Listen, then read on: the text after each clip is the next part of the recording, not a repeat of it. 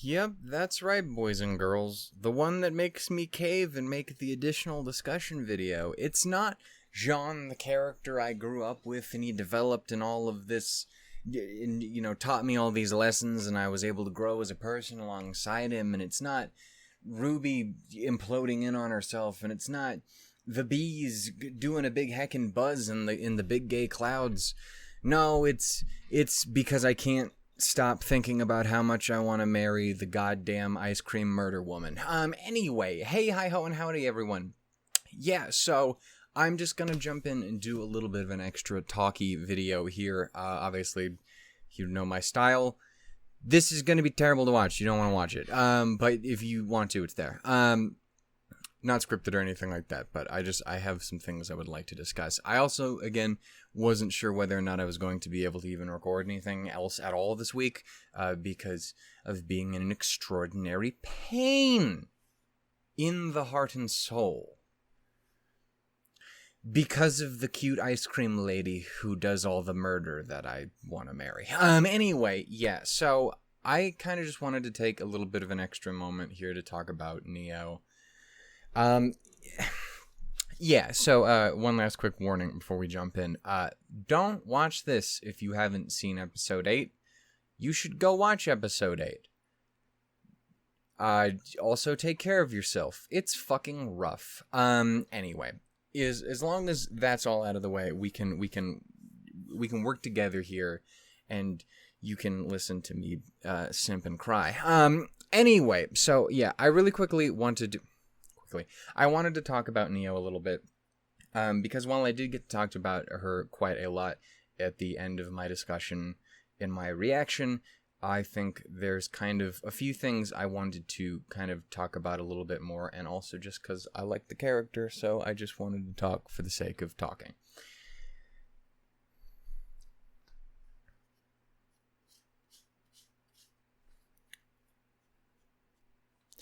So yeah, I don't know why, but Neo getting, body snatched by the fucking cat was somehow the worst part of that episode. In an episode where Ruby Rose literally kills herself in front of all of her friends and family. Anyway. Yeah, that's great. I've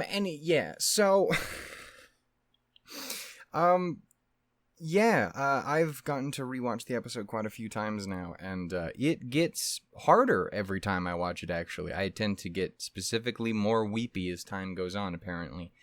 And also, again, I genuinely cannot watch that scene with her and the cat without cowering away from the screen. I just can't fucking do it. So, that's great. Thanks, RWBY. I really appreciate that. How very kind of you to deliver me such a wonderful gift for my fucking character that I love so goddamn much in this show. Yeah, so I wanted to kind of talk and clarify a little bit. I say clarify. I don't think I owe anyone any fucking explanations, but I do want to talk about it a little bit more. Because, obviously, I kind of left off a little bit at the end of the video. I also want to look that poll up that I did on Twitter here. I'm going to do that as well. I left off a lot of my discussion topics very much discussing how I personally am leaning very heavily towards RWBY J and the crew making the push to save Neo from Cece's horrible fuckery. Here before hopefully the volume is through. If it takes longer than that, that would suck all of the balls. But, I'll take what I can fucking get when I can get it. Yeah. So, it's interesting because I know there is plenty of people out there who, again, I think are very much in the camp of Neo is pretty much completely fucking irredeemable.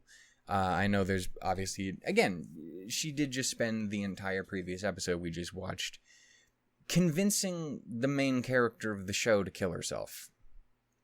And then, also to top it off is just, style points stomping out little. Like, that just that happened.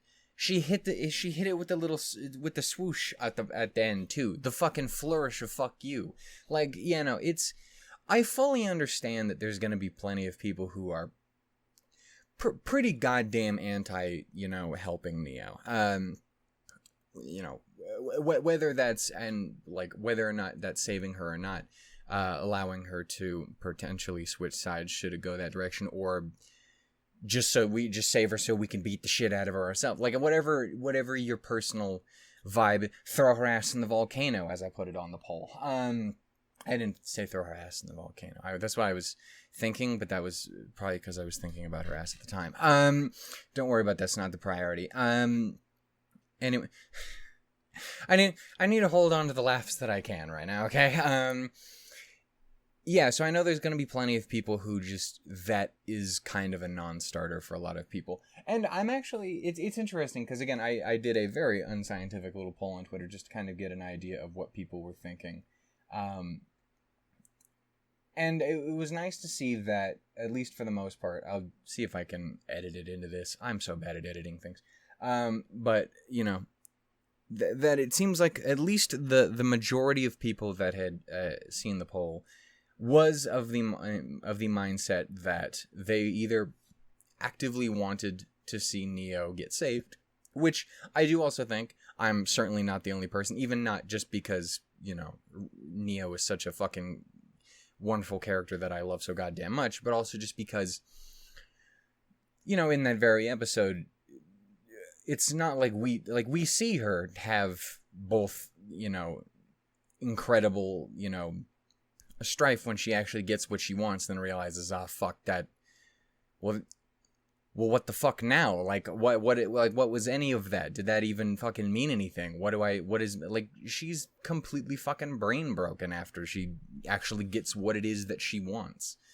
And I think, obviously, again, one of the big things that I think a lot of people have always, kind of used as a not wholly unreasonable reason for writing Neo off is because she genuinely doesn't often carry around her an air of remorse for the things that she does. She's genuinely pretty fucking jovial about all of the fucked shit she does all the time. And it's not like she wasn't having a goddamn ball here beating the shit out of RWBY.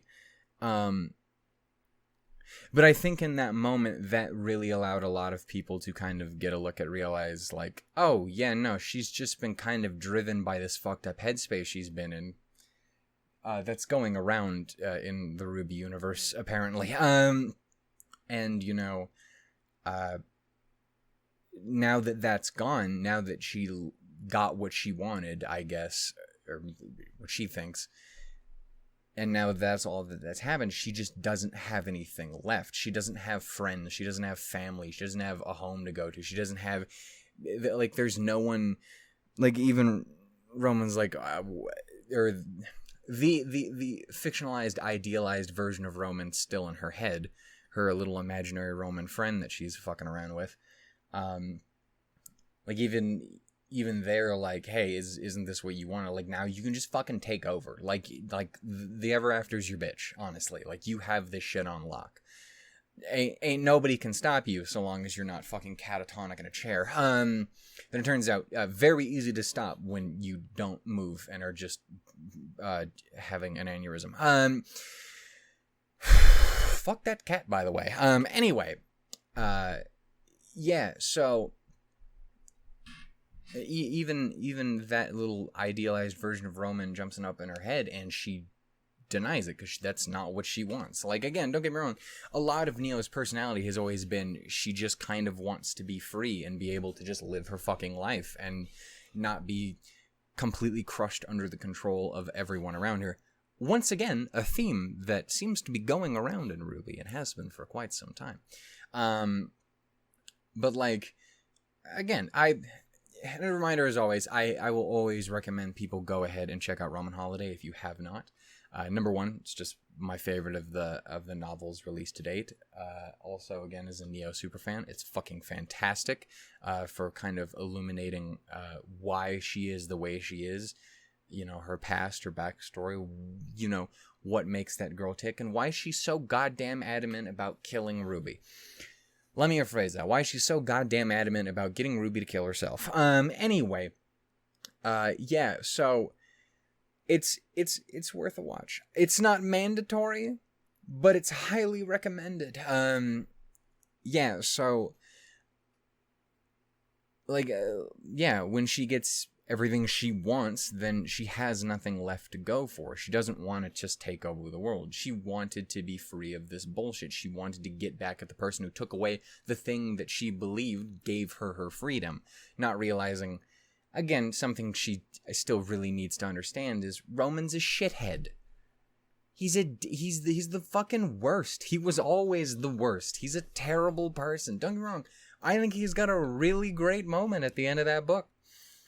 The moment he actually fucking stands up for Neo in that book is amazing. He's wonderful. He's fucking great. I'm like cheering him on, despite the fact I know he's a horrible piece of shit.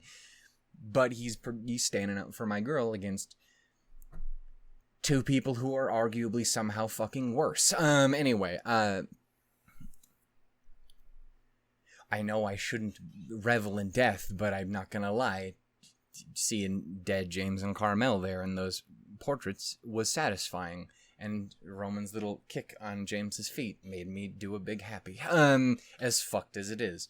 I'm a vengeful dickhead. Anyway, my point is, like, Roman has always kind of been her, it's the only friend she's ever had, the only person who she ever felt like supported her and cared about her. You know, kind of think of it similarly to Emerald. There's some of that crossover there with how Emerald viewed again, Cinder in a lot of ways. And don't get me wrong, I think Roman gave way more of a shit about Neo than Cinder has ever given a shit about Emerald, but, you know, the point is similar. There's this kind of reliance on this idealized version of this person because this person gave you something you never got from anywhere else. She never got friends. She never got a family or anything like that wasn't the fucking worst. I hate the Vinyls so much. Anyway, the terrible, awful people. Anyway, yeah, like, that was kind of what she always had with Roman. So when that got taken away from her, obviously she devoted her entire life to, you know, getting payback for the one thing that she had being taken away from her, you know? And so, again, when she loses that, what the fuck else do you do with your goddamn life? And the reason I think I mentioned a lot of it, I didn't even remember to actually go back and talk a lot about that. The main thing was a lot of people seemed to actually be on board with either actively choosing to go and rescue her, or there was another decent amount that seemed to be on board with just like, whatever happens, happens, and I'm fucking here for the ride. Obviously, there was definitely not an insignificant number of people that want to chuck that bitch in a bonfire, but there's also plenty who just think she's already gone. And again, I should also point out, this video kind of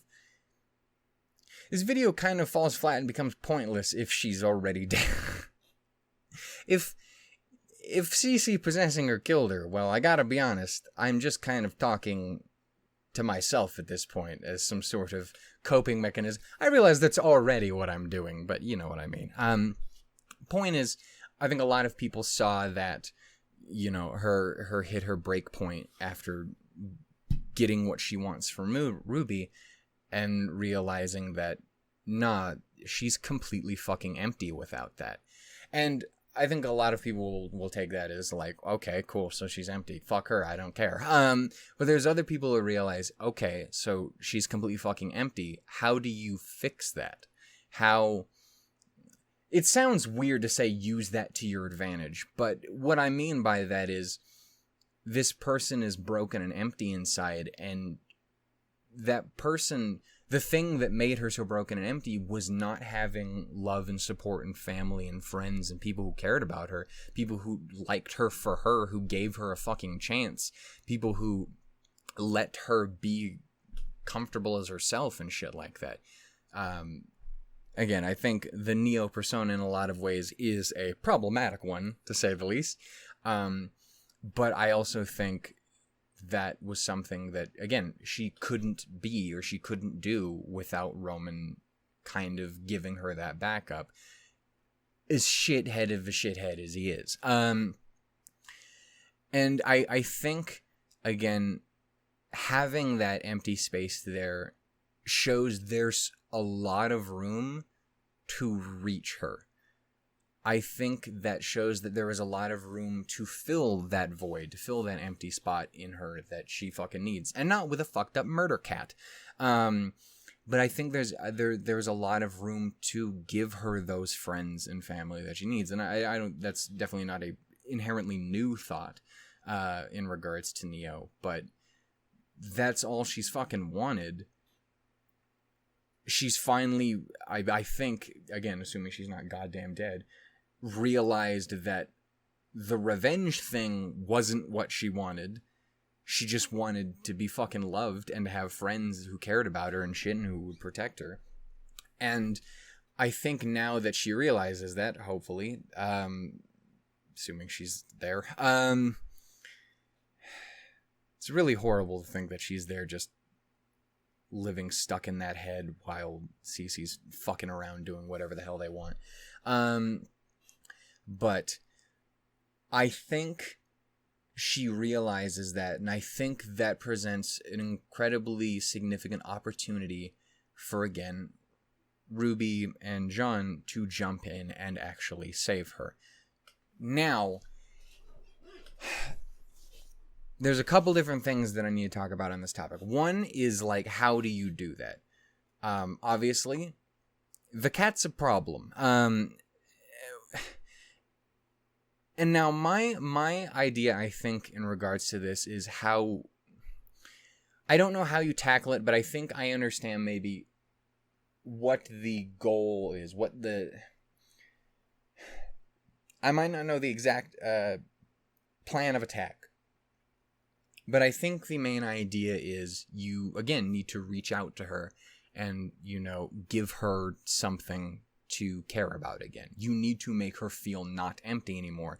Seeing as that, at least based on kind of what we're picking up from Cece and why they specifically chose to attack both Neo and Ruby is very specifically because they were broken down and empty inside. And that's the entire point, is you need that, or Cece needs that emptiness so that they can fuck off and, you know, do the horrible cat shit. So I think the reasonable solution is you have to convince her. It's very much a, hey, I know you're in there, Neo, sort of thing. Which is going to be interesting if that's the route you have to go on account of, you know, the whole... I'm pretty sure everyone fucking hates Neo.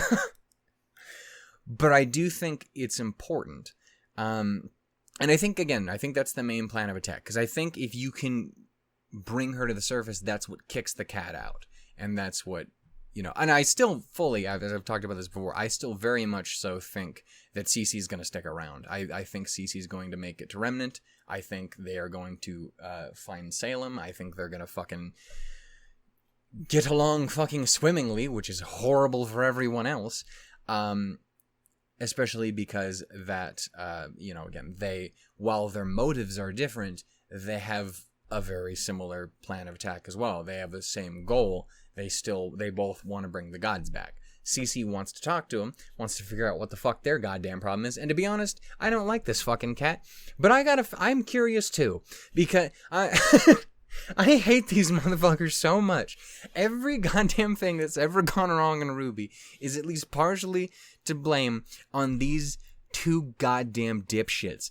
And the god of animals, again, we've gotten very little of them, but I gotta be honest, I don't want to say you're guilty by association, but is it racist to say that I don't trust you either, purely because the only other two of you we know are fucking morons? Like, are they all that bad, or did we just genuinely get saddled with the two biggest dipshits in the universe? Oh my god. Are, like, they genuinely just the two outcast morons, and, like, all the rest of whatever race, species, or whatever the gods are from are just like, can you fucking believe Dave and Steve are these big a goddamn morons? I don't even want to know what the fuck they fucked off and did, but I bet you they broke everything. Bet they broke the moon on the way out too, just because they're assholes. Anyway. Definitely progressively getting more and more on off of the train of we should tell them to fuck off when they come back, and more like I just want to slap the shit out of them. I know we'll lose that fight, but I just want to slap the shit out of them. Anyway, point is, I think obviously Cece will end up hooking up with phrasing, sir. We'll end up partnering up with Salem because they both want to bring the gods back, even though Salem wants it so that she can die. Cece wants it so that their boundless curiosity can be sated. That being said, I do definitely want that to happen when Cece and Neo are not fucking fusion danced together in this horrible way. Because listen, I think Neo doing the cute little cat thing is very attractive as well. Would destroy me, ma'am. Step on me like I was little. Fucking Christ. Anyway,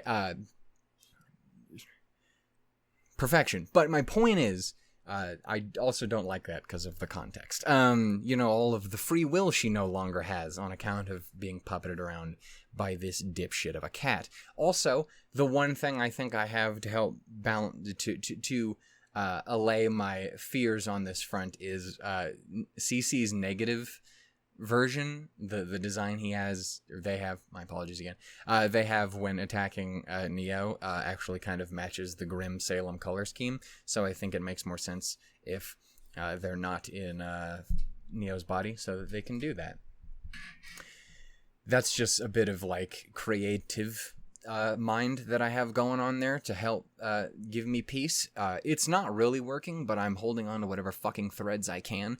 Point is, I think we can knock the cat out of Neo. We might literally have to also beat the fucking cat out of her on top of this, though as many other people have said, I think very possible this ends with, again, ejecting the cat and then everyone kind of coming together with Neo along with the party to beat the shit out of this little motherfucker. And I need that catharsis before this volume is over. We don't have to kill them. I want to kill them. I want Neo to summon an army of Jabberwockers to peel this little motherfucker like a banana. Hawker deserved better. Anyway, but I will take us just clubbing the fuck out of him. Them. Damn it. My rage has inspired bigotry. Sorry.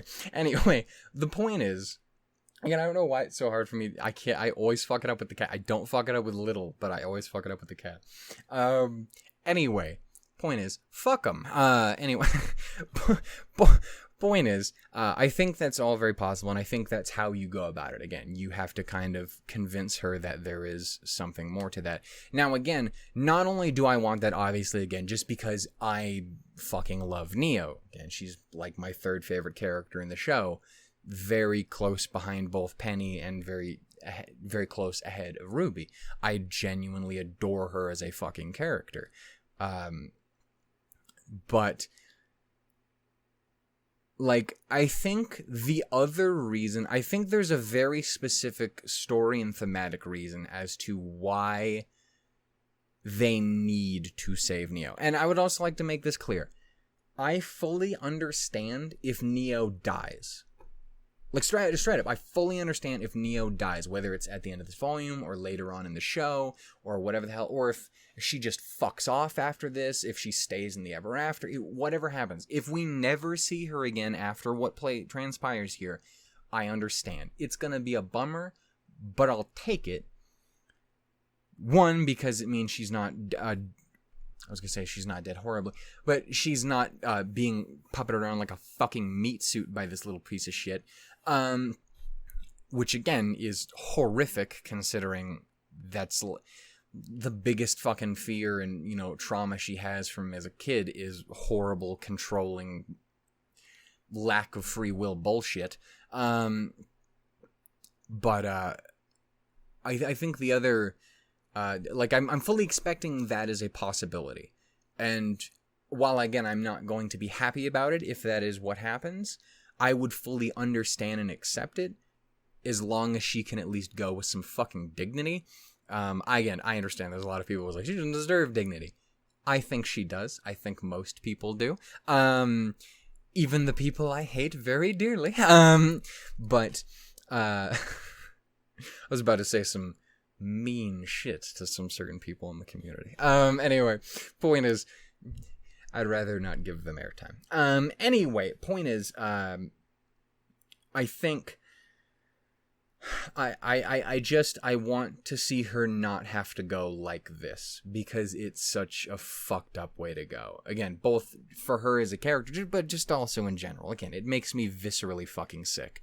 And again, that's bad in general, but when it's a character I love so goddamn much, you know, it's a whole other extra thing. So again, gonna be a real fucking bummer when that round table comes up and they're like, oh, you know, Neo dead. That already happened. She's dead. Sorry. Thanks, RWBY. Anyway, I am fully expecting all of that as a possibility. However, I think, again, one, I want that because, or one, I want her to be saved because I love her. But two, also because I think thematically it's incredibly important that RWBY and Jean do save her. And there's kind of two main reasons why. To say that they need a W right now isn't necessarily kind of what I mean, but it kind of gets the point across. So much of this volume, and honestly a decent amount of RWBY in general, has been about, you know, you can't save everyone, and these people have spent a lot of their time being unable to save everyone. And I think that's been a very consistent thing. Obviously, the entire Tea Party in general, that's something that is constantly, Neo is constantly weaponizing against RWBY herself. Weaponizing with Penny, weaponizing with Ironwood, weaponizing with Pyrrha, weaponizing with all that. Like, all of that is being used against her. This idea that she can't save everyone, or that she's actively dooming everyone around her. Jean as well. Again, Jean's entire thing with paper pleasers. Again, he couldn't save Penny. He was the only one who could bite that fucking bullet. He couldn't save the paper pleasers, despite devoting God knows how much of his fucking life, the past decade, far as we fucking, like, who knows? Legitimately, who knows how long he has spent every single day fighting to protect those people who are gone now. And again, that's stuff that has destroyed the two of them. And I think that's part of why they need to be able to save someone. And not just anyone, but a villain. Someone who has actively hurt them, who has actively been an enemy, an antagonist, a threat, a problem. The person who, again, just convinced RWBY to kill herself. That's really fucking bad. I love Neo, but goddamn, that was fucked up to do. That's so much worse than just killing her. And that was kind of the point. But like, I think they need to do that. And and one of the biggest reasons why is I want you to think back to RWBY. I want you to think back to RWBY and this constant discussion of what are you? What are you? What are you? I'm a huntress. A huntress. I'm a huntress. We're huntresses. And then the question of, okay, so what is a huntress? What does a huntress do? And when RWBY's when RWBY has been asked that question throughout her entire life up until this point, what has been the answer? To protect those who cannot protect themselves. In here, again, RWBY's so fucking jaded and broken, her response is, you know, to fight monsters. But RWBY doesn't like that fucking answer, especially when she follows it up with, I guess. So then who gives the actual answer? It's the person who was originally jaded and broken and fucked up. It's amazing what a shitty relationship will do to a motherfucker. Anyway, but it was Blake. And what does Blake say? To protect those who cannot protect themselves. Who is by far the most cannot protect themselves person in the Ever After right now? I would probably argue the person who's being controlled like a fucking meat puppet by a shitty Technicolor dipshit cat. Neo is so fucking broken and lost and empty right now. She can't move. Like, she genuinely was just completely lost in her own fucking head, and she just let the cat take her. She needs someone to protect her. She cannot protect herself right now. And don't get me wrong, give her time to fucking pick herself up and help her out. Again, I remind you, she's fucking busted. She's insanely goddamn powerful. But especially in a world of imagination, again, I'm genuinely curious if her semblance is just that completely busted period, or if it's busted very specifically because they're in the ever after, and the ever after is kind of effectively this world of imagination that's affected by emotions and whatnot, like Ruby crying and it raining. But I think that's both in a lot of ways been set up for us here in this volume.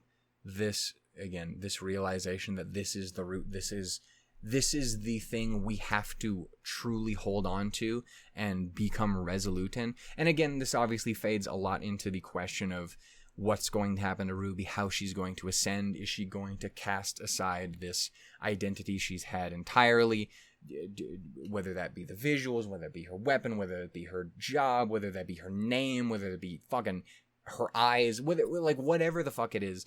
This, as I've talked about many times, this kind of plagiarized identity from her mother, or if it goes even kind of in a slightly different route where it leans even heavier into this and looks like, no, this is who I am. I realize this, and I'm going to own it completely. Whether she becomes more resolute in this path that she has carved out for herself in her life, or whether she decides she needs to make some sort of change to become the person she needs to be to save everyone, regardless of which direction it goes, because I think there's valid points for both, and I think both would make me happy, and I fully expect that either way. I think Ruby's gonna nail it. But along with that, I think, obviously, again, a huge part of that is, regardless of which direction she goes in that, she's still the fucking protagonist. She's still the main character. She's still the fucking hero. And I think, regardless of which path she takes, she's going to have to become resolute and remember that truth that, started her off on this journey, which is, that's what a fucking hero does. A hero, even if they can't win every battle, fights to protect those who cannot protect themselves. That is what a huntress is. And I think to do that best, the way you do it is you have them fight to save Neo. This person that, by all accounts, in a lot of people's eyes, probably including many of their own, is someone who should not be saved, who is a bad person, who is a villain. But I think it's what needs to be done. Again, I am also coming at this with the profound bias of I love her. Marry me. Please. Preferably without the cat monster in you. Though, if you do want to maintain the cute little cat smile, you could totally make that work for you. Oh my god. Anyway, my point is, I think that is an extremely important lesson that needs to be learned and maintained and held onto and latched onto. Again, I fully understand if Neo doesn't survive in the end, whether that be here or later on down the line, or even if she just kind of fucks off after this point and we never see her again. I'm willing to take that, so long as this is more or less the path that we do go down. Obviously, in a perfect world, I want her to find friends and family and people who she can believe in and love and who can care for her.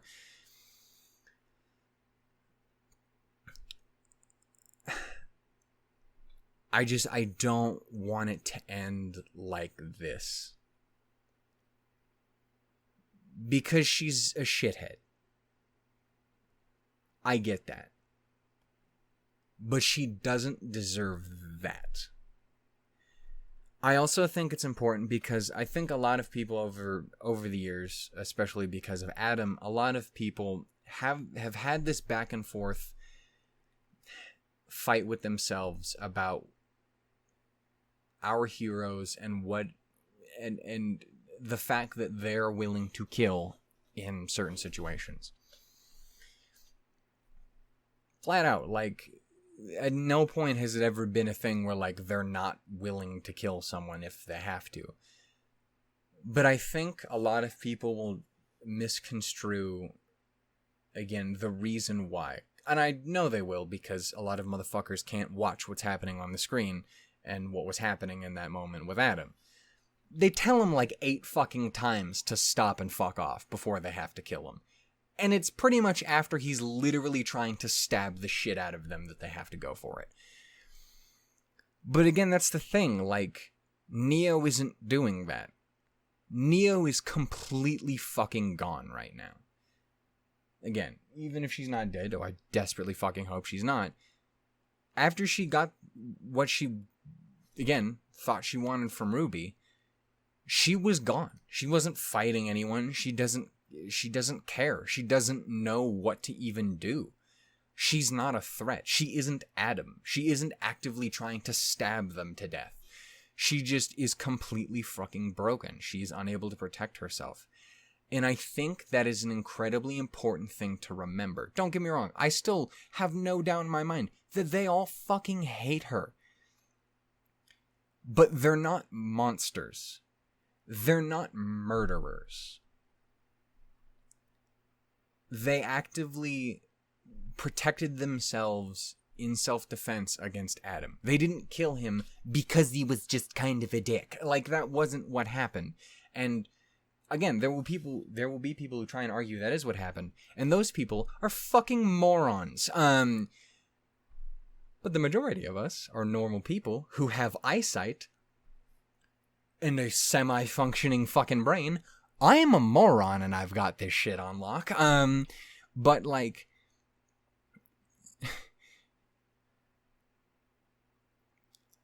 I don't think, I have never been given any reason to think that Team RWBY are like just murderers who would kill Neo out of revenge. They're not vengeful people. That's not what they do. That's kind of never been what they do. And in the closest they've ever actually gotten to doing that, they've actively chosen to fight. You know, fucking Weiss's bigotry towards the Faunus. Fucking Yang's vendetta against the fucking Wei Fang. It's you know, fucking Yang's need to pursue her mother. Like, all of that shit has been things they have actively chosen to put aside, or at least approach in a different way. They didn't tackle it because they just need to kill a motherfucker. Like, that's not who they are. I have no reason to think that's why that would suddenly change with Neo. I think, and I desperately hope, within these next 2 episodes, likely the finale, I suspect a lot of the next episode is going to be devoted to RWBY's ascension. I would be genuinely shocked if there was not a bunch of summer shit that comes up here. Again, not in its entirety. I fully in the camp of, we're dealing with Summer and she's going to be a freaky, horrible goo monster later on down the line. Especially as probably one of RWBY's kind of last major character conflict she's going to have to deal with. But whether it be like a vision or a memory or looking in on herself to find her mother or whatever, or what the tree can show her, or what the blacksmith or whatever the fuck, Alex or Little or whatever the fuck, I very much expect that to be a thing. And then I expect pretty much the finale to be pretty much the conflict at the tree, hopefully saving Neo. And while I fully don't expect the cat to die, I hope we beat this shit out of him. Anyway, I did it again. Anyway, that's basically what I wanted to talk about. Again, I've been thinking a lot about it over the past couple days. And again, I think it's interesting because obviously a lot of people have some very strong emotions. People fucking love this episode, but we have a lot of strong emotions on how it affected them, which I fully understand. I'm also gonna put the little warning bit here on this, just because again we're talking. I do say RWBY kills herself like 8 times in this. So I hope everyone there is doing well enough and okay. To everyone who has watched my reaction this week, thank you so fucking much. I love you. You guys are the fucking sweetest. I've been up all goddamn day since that episode. My reaction dropped, and I've been like, this doesn't feel like it's been growing quite as much as the past 2 episodes. And then I actually looked at the analytics and realized, oh fuck, wait, it's been like a third of the time. What the fuck? To everyone who showed up in support and love, y'all are the fucking best. I love you. Marry me, please, in actual, especially if you look like Neo. Maybe not completely act like Neo, but not entirely not act like Neo. Please. Anyway, I just know someone out there's got a mean cosplay, and I don't have a wedding ring, but I'll find one. Anyway.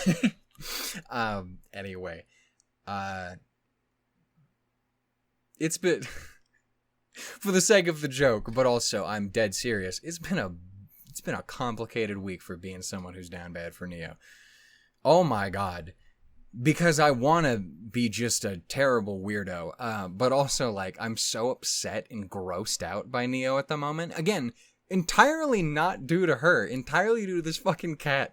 Like, even though I think she looks really cute with the cat, not the cat smile, but the cat smile, you know what I mean, the little thing, not the, not fucking the gargura of it all, but like, which is funny, because Gura's adorable. Anyway, point is, despite being actually a fan of that, the context makes my fucking skin crawl and my stomach turn. So it's been a very complicated week being a Neo simp. And that's before she's out here stomping on motherfuckers. Anyway, fuck, I've got distracted. I'm gonna just stare at pictures of her. The good ones, not the horrible shit that made me want to throw up. I genuinely can't watch that part of the episode. It's so fucking viscerally upsetting. I have not had that with anything on the channel since the episode of Made in Abyss that made me drop it. Since episode, again, what is it, fucking 10? Where I'm just fucking cowering, just like, Jesus Christ, what the fuck is happening? And I didn't even get to do that because I was just fucking brain broken and stunned silence that I just sat and watched it instead of doing what I should have done, which is look the fuck away. Like I do now, and just cry. Anyway, I think it's interesting because a lot of other people were very heavily affected by the RWBY of it all, by the Yang of it all. A lot of people stuff with it. Also, I didn't really talk about what I think's going to happen in regards to them following after RWBY and stuff. I wouldn't be surprised if Yang tries to maybe do something drastic. I wouldn't be surprised if Blake even tries to back her up on it, if you will. I don't fucking know. There's lots of different ways that can go. A lot of them sad. But we'll have to wait and see. Again, there's also like the questions of whether maybe everyone has to ascend to even get out in the fucking first place. I don't know. But what I do know is that I love Neo and that it completely fucked me up this episode. So I needed to talk about it. So to everyone who stopped by to listen to me talk, thank you so goddamn much. Again, I don't do these super fucking often, but every once in a while, I just implode in on myself. And this was one of those times. I'm down bad in both ways. In like I'm down bad on the floor crying, and also, I'm on my knees.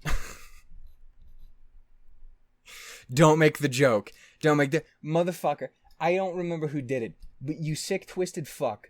Whoever it was that made the goddamn joke on Twitter that the fucking Neo canonically eats pussy. I know. That's hilarious. And you're a goddamn monster.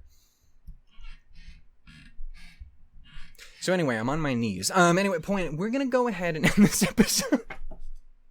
It's not an episode, you know what I mean. I'm going to end this video. Thank you so much for watching. I don't know when this is gonna actually come out because I don't know when I'm gonna physically be able to get the episode up. I'm maybe gonna try and force it through my terrible dog shit internet. Otherwise, I'm gonna have to wait till like Wednesday night to get it up. So Thursday, the time I would normally have, or the same day as like G-Witch and shit like that. I didn't even get this week's episode of RWBY. I haven't even watched the next one. I can't. I might just wait to watch them all at the end because I'm just so fucked up now.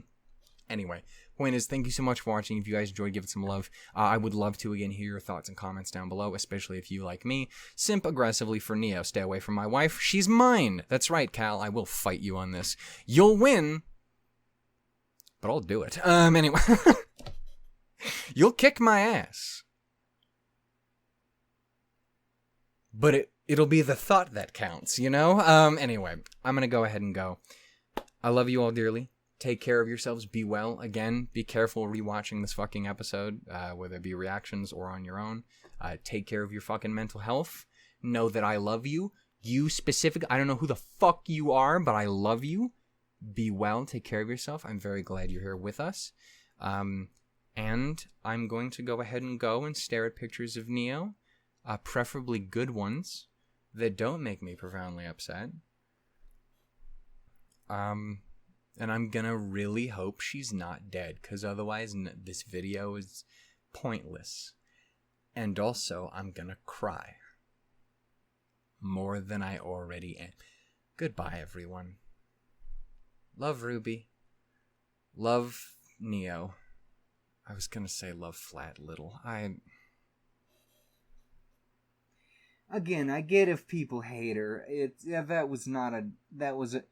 was a rude move on her part.